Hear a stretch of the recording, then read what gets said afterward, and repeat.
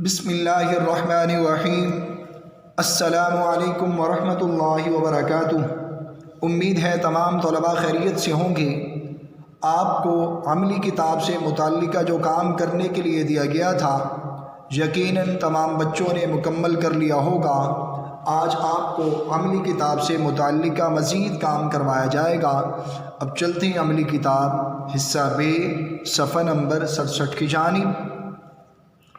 आज की तारीख़ नोट कीजिए, 24 दिसंबर 2020 ईस्वी, दिन जुमेरात। आज का काम तस्वीरी तफ़हीम से मुतल्लिका है, यानी आज आपको तस्वीर से मुतल्लिका जो सवालात दिए गए हैं उनके जवाबात समझाए जाएंगे।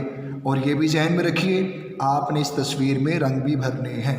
अब चलते हैं सवालात की जानिब। सवाल नंबर 1, तस्वीर को देखते हुए 4 मुरक्कब तौसीफ़ी चुनकर उनके अज्जा अलग अलग करें। अब मुरक्कब तौसीफ़ी क्या है इसके बारे में सुन लीजिए। मुरक्कब तौसीफ़ी सिफ़त और मौसूफ़ के मजमूए को कहते हैं। अब सिफ़त क्या है? किसी भी चीज़ की खूबी या खामी ज़ाहिर करने को सिफ़त कहते हैं। मौसूफ़ क्या है? खूबी या खामी जिस चीज़ में पाई जाएगी उस चीज़ को मौसूफ़ कहेंगे। अब चलते हैं मुरक्कब तौसीफ़ी की मिसाल की जानिब। जैसे लाल टमाटर, ये मुरक्कब तौसीफ़ी। अब इसमें सिफ़त लाल, मौसूफ़ टमाटर। उम्मीद है आप मुरक्कब तौसीफ़ी के बारे में समझ गए होंगे। अब आपने अज़ख़ुद तस्वीर को देखते हुए मज़ीद 4 मुरक्कब तौसीफ़ी तलाश करके आपने मुरक्कब तौसीफ़ी के खाने में लिखने हैं, फिर उनके अज्जा सिफ़त और मौसूफ़ में लिखने हैं। अब चलते हैं सवाल नंबर 2 की जानिब। सवाल नंबर 2, तस्वीर को देखते हुए 2 मुरक्कब अतफ़ी 2 मुरक्कब इज़ाफ़ी लिखें। मुरक्कब अतफ़ी क्या है इसके बारे में सुन लीजिए। मुरक्कब अतफ़ी वो मुरक्कब है जो 2 इसमों को आपस में मिलाने का काम अंजाम देता है। उन 2 इसमों को मिलाने के लिए उर्दू में और फ़ारसी में वाव इस्तेमाल होता है, और वाव और को हरफ़े अतफ़ कहते हैं।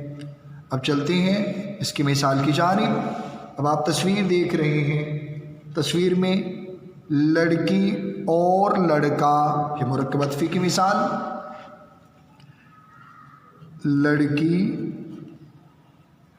और लड़का। अब एक आपने अज़ख़ुद मुरक्कब अतफ़ी तलाश करके उसके खाने में लिखना है। दूसरा मुरक्कब इज़ाफ़ी। मुरक्कब इज़ाफ़ी क्या है कि 2 इसमों में ताल्लुक़ पैदा करना इज़ाफ़त कहलाता है। जैसे आपने हरफ़ इज़ाफ़त की तारीफ़ में पढ़ा का की। अब आप देख रहे हैं टोकरी, ये कहा जाएगा बच्चे की टोकरी।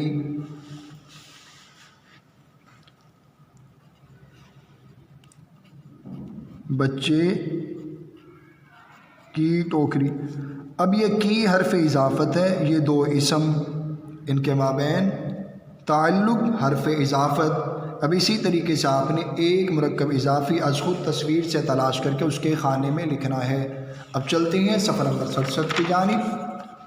तस्वीर को देखते हुए 2 मुतरादिफ़ और मुतज़ाद लिखें। मुतरादिफ़ हम माना अल्फाज को कहते हैं, जैसे शब, रात। अब आपने तस्वीर में देखा जानवर, हैवान, इंसान, बशर।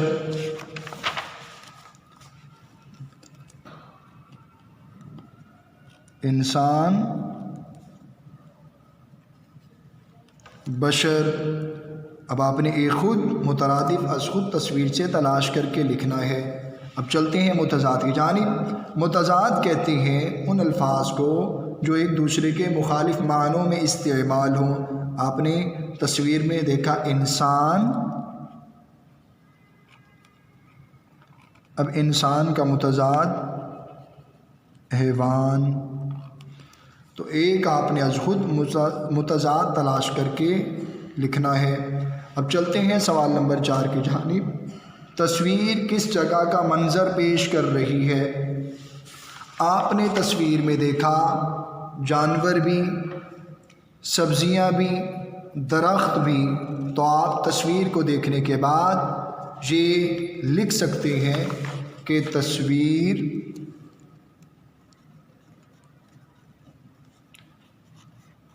ایک خوبصورت باغیچے کا منظر پیش کر رہی ہے۔ باغیچہ باغ کی تصویر یعنی چھوٹا باغ۔ اب چلتے ہیں سوال نمبر 5 کی جانب۔ دونوں بچے آپس میں کیا گفتگو کر رہے ہیں؟ تصویر کی جانب۔ اب تصویر میں دیکھ رہے ہیں لڑکا اور لڑکی لکڑی پر کیڑے رینگ رہے ہیں، ان کے بارے میں گفتگو۔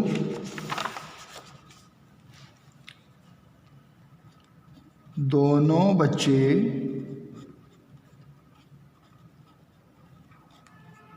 آپس میں لکڑی پر رینگتے ہوئے کیڑوں کے بارے میں گفتگو کر رہے ہیں۔ اب چلتے ہیں سوال نمبر 6 کی جانب۔ باغ میں کون کون سے جانور نظر آ رہے ہیں؟ آپ تصویر کو دیکھیے گا، آپ کو پتہ چل جائے گا کون کون سے جانور ہیں۔ آپ نے ان جانوروں کے نام یہاں پر لکھنے ہیں۔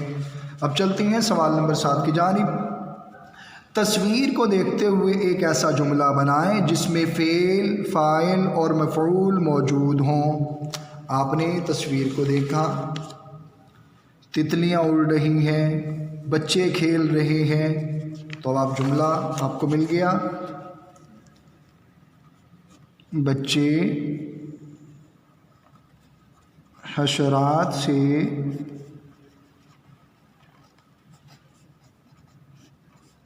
کھیل رہے ہیں۔